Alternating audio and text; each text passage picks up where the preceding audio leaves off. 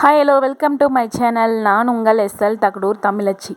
இன்றைக்கி பார்க்க போகிற கதை, யாராவது ஒரு வேலை செய்யும்போது இதெல்லாம் ஒரு வேலையா, இதெல்லாம் எங்களால் பண்ண முடியாதா, உன்னால் மட்டும்தான் பண்ண முடியுமா அப்படின்னு நிறைய பேரை பார்த்து கேட்ட கேள்வி தான் இது. நிறைய பேர் இந்த கேள்வியை கடந்து தான் வந்திருப்பீங்க. சரி, இந்த மாதிரி கேட்குறவங்களுக்கெல்லாம் இப்படி ஒரு ட்விஸ்ட் இருந்தால் எப்படி இருக்கும் அப்படின்னு ஒரு கதை மூலமாக இதை பார்க்கலாம். சரிங்களா? அதுக்கு முன்னாடி நான் ஏற்கனவே சொல்லியிருந்தேன், யாருக்கெல்லாம் சிறுதானியங்கள் வேணும் அப்படின்னு நினச்சிங்கன்னா கமெண்ட் பண்ணிங்கன்னா, உங்களுக்கு எவ்வளோ குவான்டிட்டி வேணும், என்ன தானியங்கள் வேணும் அப்படின்னு சொன்னிங்கன்னா அவங்க உங்களுக்கு உங்களோட அட்ரஸ்க்கே கொரியர் பண்ணி கொடுக்குறாங்க. வேணுன்றவங்க வாங்கிக்கலாம். சரி, வாங்க கதைக்குள்ளே போகலாம். ஒரு தாத்தா கதை சொல்ல ஆரம்பிக்கிறாரு. அப்போது அவங்க கதை சொல்கிறதுக்கு கேட்குறதுக்காக ஒரு பையன் வரான். அவன் எப்படின்னா ரொம்ப அழுக்கு படிந்த ஆடைகளை அணிஞ்சிட்டு வரான். அவனை பார்த்து அந்த தாத்தா என்ன சொல்கிறாருன்னா, என்னடா தம்பி, ஒரு இடத்துக்கு வர அப்படின்னா ஒரு குளிச்சு சுத்தபத்தமாக ஒரு ஆடைகள் போட்டுட்டு வரக்கூடாதா அப்படின்னு சொல்லிட்டு அந்த பெரியவர் கேட்குறாரு. அதுக்கு அவன் சொல்கிறான், தாத்தா, நான் எனக்கும் குளிச்சுட்டு சுத்தமான ஆடைகள் போட்டுட்டு வரணும் தான் ஆசை. ஆனால் எங்கள் அம்மா என்ன பண்ணுறாங்கன்னா, காலையில் என்ன தூங்கி எழுந்த உடனே என்னை இங்கே அனுப்பி வச்சிட்றாங்க அப்படின்னு சொல்லிட்டு சொன்னானாம். அதுக்கு அந்த தாத்தா சொல்கிறாராம், நீ அப்படியெல்லாம் சொல்லக்கூடாது. நீ அவங்கக்கிட்ட பொறுமையாக பாசமாக எனக்கு இந்த மாதிரிலாம் செஞ்சு கொடுங்க அப்படின்னு சொல்லிட்டு பொறுமையாக கேளு. அவங்க கண்டிப்பாக தன்னை மாற்றிக்கிட்டு உனக்கு தேவையானதை செஞ்சு கொடுப்பாங்க அப்படின்னு சொல்லிட்டு அந்த தாத்தா சொன்னாராம். சரி, உனக்கு புரியும்படி சொல்லணும்னா ஒரு கதை சொல்கிறேன், அந்த கதையை கேளு. அதுக்கப்புறம் நீ என்ன பண்ணணும் அப்படின்றது உனக்கே புரியும்னு சொல்லிட்டு தாத்தா கதை சொல்ல ஆரம்பிக்கிறாரு. ஒரு மிகப்பெரிய கிராமம். அந்த கிராமத்தில் மங்கா அப்படின்ற ஒரு பெண்மணியும் முருகன் அப்படின்ற ஒரு ஆண்மகனும் இருக்காங்க. அவங்க 2 பேருக்குமே திருமணமாகி பல வருடங்கள் ஆகுது. 2 பேருக்குமே குழந்தைகள் கிடையாது. அதனால் என்ன பண்ணுவாங்க, அந்த மனைவி ரொம்ப சோம்பேறியாக இருப்பாளாம். சின்ன சின்ன வேலைகள் செய்வதுக்கு கூட ரொம்ப சலிச்சுப்பாளாம். ஆனால் இந்த முருகனுக்கு தன்னோட மனைவி இப்படி இருக்காளே அப்படின்னு சொல்லிட்டு ரொம்ப நாள் கஷ்டம் இருக்குமே தவிர, தன்னை கேட்க யார் இருக்கா, அவளுக்குன்னு என்ன இருக்குது, போக போக அவளே புரிஞ்சுக்குப்பா அப்படின்னு சொல்லிட்டு அவர் ரொம்ப பொறுமையாக எவ்வளவோ எடுத்து சொல்லியும் அவள் திரும்பவும் இதே மாதிரி பண்ணாலும் என்ன பண்ணுறாரு அவர், ரொம்ப பொறுமையாக சில நேரங்கள் கோபங்கள் வந்தாலும் அதை பொறுத்துக்கிட்டு அவகிட்ட வாழ்க்கையை நடத்திட்டு வந்தார். ஒரு நாள் என்ன ஆகுதுன்னா, நல்லா தூங்கிட்டுருக்கா. விடிஞ்சும் விடியாமல், அதாவது ஏறு ஓட்டவோ விவசாயம் செய்யவோ சூரியன் வருவதுக்கு முன்னாடியே நிலத்துக்கு போகிறது தான் வழக்கம் இல்லைங்களா? அந்த மாதிரி இந்த டைம் என்ன பண்ணுறா, மங்காவை எழுப்பி நான் உழுவத்துக்கு போகிறேன், நீ சாப்பாடு சமைச்சு கொண்டு வா அப்படின்னு சொல்லிட்டு இவர் கிளம்பி போயிடுறாரு. சரின்னு சொல்லிட்டு மங்கா என்ன பண்ணுறா, நல்லா இழுத்து பொத்துட்டு தூங்குறான். சூரியன் தன் முகத்திற்கு அடிக்கும் அளவுக்கு சூரியன் வந்தாச்சு. ஆனால் இவன் எந்திரிக்கலை. அந்த வெளிச்சம் பட்ட உடனே மங்காவுக்கு முழிப்பு தட்டுது. எழுந்திருக்கிறா. எந்திரிச்சு மெதுவாக பல் துளக்குறா. அப்போதான் அவளுக்கு ஞாபகம் வருது, தன்னோட கணவர் உணவு சமைச்சு கொண்டு வர சொன்னாரே, இவ்வளோ நேரம் ஆயிடுச்சு அப்படின்னு சொல்லிட்டு அறக்க பறக்க என்ன பண்ணுறா, தோட்டத்துக்கு ஓடுறா. போய் அங்கே சுரக்காய்களை ஒரு 4 பறிச்சுக்கிட்டு வரா. பறிச்சுட்டு குழம்பு செய்கிறா. செய்யும்போது பயங்கர வாசனை. அது அந்த அந்த வாசனைக்கே ஆஹா செம்மையாக இருக்கே, ஒரு கொஞ்சம் சாப்பிட்டு பார்க்கலாமே. என்ன பண்ணுறா, ஒரு தட்டை எடுத்து கொஞ்சமாக சாப்பாடு போட்டு சாப்பிட்றா. சாப்பிடும்போது ரொம்ப அருமையாக இருக்குது. கொஞ்சம் கொஞ்சம் கொஞ்சம் கொஞ்சம்னு சொல்லிட்டு ஒரு பானை சாப்பாடும் காலி, குழம்பும் காலி. உடனே அப்போ தான் அவருக்கு ஞாபகம் வருது, ஐயையோ நம்மளோட கணவருக்கு எதுவுமே எடுத்து வைக்கலையே, இதுக்கப்புறம் சமைச்சு எவ்வளோ நேரத்துக்கு நம்ம கொண்டு போகிறது அப்படின்னு சொல்லிட்டு சலிப்பாக என்ன பண்ணுறா, மறுபடியும் போய் படுத்து தூங்கிடுறா. இரவு ஆயிடுச்சு. அது வரைக்கும் மங்கா எந்திரிக்கவே இல்லை. ஏறு உழுவுறதுக்காக போன முருகன் பயங்கர கொலை பசியோடு உட்காந்துட்ருக்காரு. தன்னோட மனைவியை சாப்பாடு கொண்டு வர சொல்லிட்டு வந்தமே, இப்போ வரைக்கும் வரலையே, அப்படி என்ன தான் பண்ணிகிட்ருப்பா அப்படின்னு சொல்லிட்டு பசியோட கொடுமை தாங்க முடியல. இருந்தாலும் அவர் என்ன பண்ணுறா, உழுவுறதுக்காக கொண்டு போன மாடுகள் எல்லாம் கொண்டு வராரு. கொண்டு கொல்லைப்புறமாக போய் கட்டி வச்சுட்டு முகம் கை கால் கழுவிக்கிட்டு வராரு. அப்போ மங்கா நல்லா படுத்து தூங்கிட்டுருக்கா. அவளை தட்டி எழுப்புறாரு. எழுப்பி, என்ன மங்கா, சமைக்க கொண்டு வர சொன்னால் நீ பாட்டுக்கு படுத்து தூங்கிட்டுருக்க, உனக்கு எத்தனை டைம் சொன்னாலும் உனக்கு மண்டையில் ஏறாதா?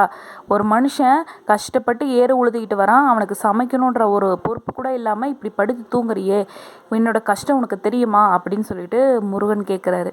அப்போ மங்கா சொல்கிறா, என்ன ஏறு உழுறதெல்லாம் ஒரு பெரிய வேலையா?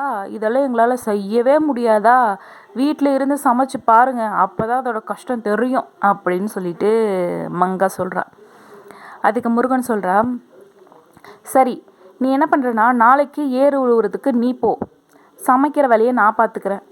ஏறு உழுதுட்டு வா, அதில் எது கஷ்டமான வேலை எது ஈஸியான வேலை அப்படின்றத நான் சொல்கிறேன் அப்படின்னு சொல்லிட்டு முருகன் சொல்கிறாரு.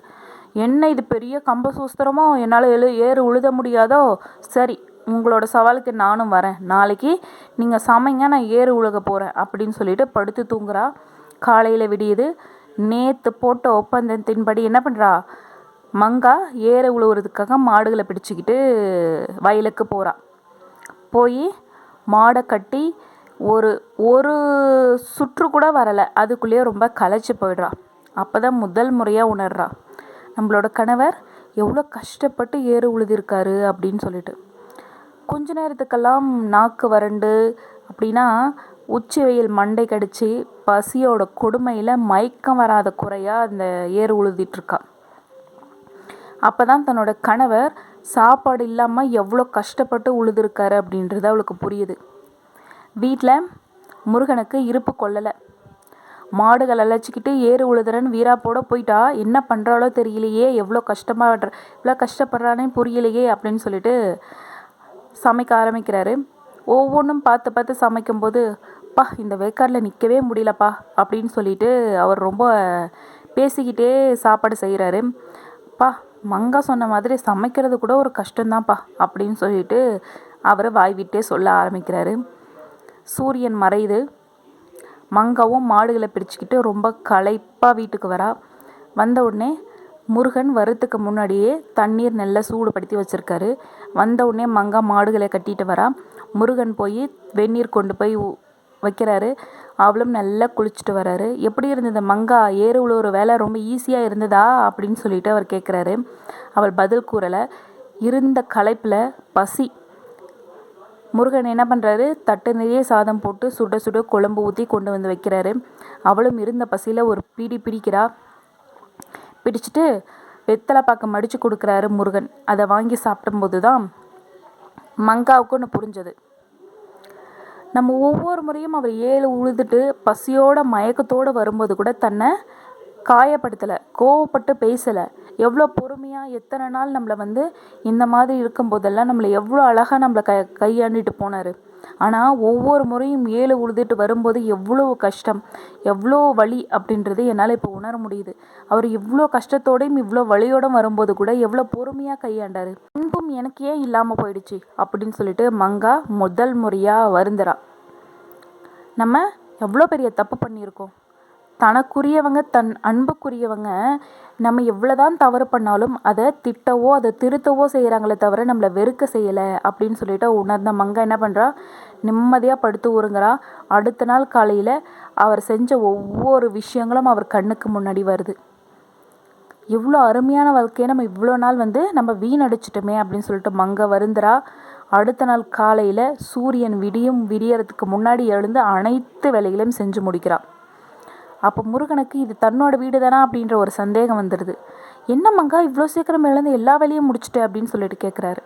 அதுக்கு மங்கா சொல்கிறா, என்னை மன்னிச்சிடுங்க, நான் எவ்வளோ சோம்பேறியாக இருந்திருக்கேன், அதில் எவ்வளோ சந்தோஷத்தை இழந்திருக்கேன் அப்படின்றது என்னால் இப்போ தான் உணர முடியுது. என்னை மன்னிச்சிடுங்க, நான் எல்லா வேலையும் செஞ்சு முடிச்சிட்டேன், இதுக்கப்புறம் நானும் உங்கள் கூட வயலுக்கு வரேன், நானும் உங்களுக்கு உதவியாக இருக்கேன் அப்படின்னு சொல்லிட்டு ஒரு கூடையில் செஞ்ச சாப்பாடு எல்லாத்தையும் அதில் வச்சுக்கிட்டு தன் கணவனோட மாடுகளோட தன் வயலுக்கு போகிறாள். முதல் முறையாக அவள் தன்னோட தவறை உணர்ந்து மகிழ்ச்சின்ற கதவை தட்டி அழகாக தன்னோட கணவனோட சந்தோஷமாக வாழ்கிறாள். இப்படி சொல்லி முடிக்கிறாரு தாத்தா கதையை. உடனே அங்கே இருந்த பிள்ளைகள்கிட்டலாம் கேட்குறாங்க, உங்களுக்கு இந்த கதையிலேருந்து என்ன புரிஞ்சுது அப்படின்னு சொல்லிட்டு.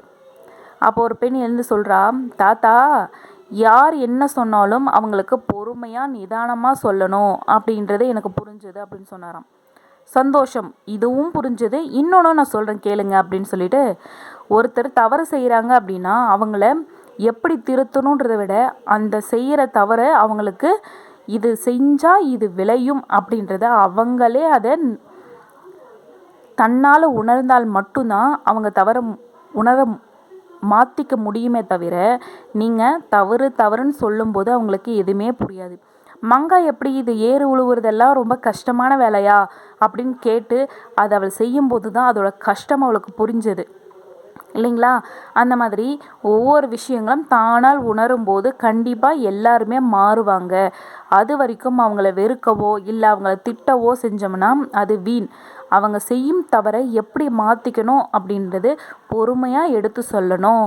சரியா? இதுக்கப்புறம் நீயும் போய் உன் அம்மா கிட்ட என்ன சொல்லணும், அம்மா எனக்கு இந்த மாதிரியெல்லாம் செஞ்சு கொடுங்க, உங்களுக்கு நான் உதவியாக இருக்கேன் அப்படின்னு நீங்கள் ரொம்ப பணிவோடு சொல்லணும் அப்படின்னு சொல்லிட்டு அந்த தாத்தா அந்த குழந்தைகளுக்கு சொல்லி அவங்க வீட்டுக்கு அனுப்பி வச்சாராம்.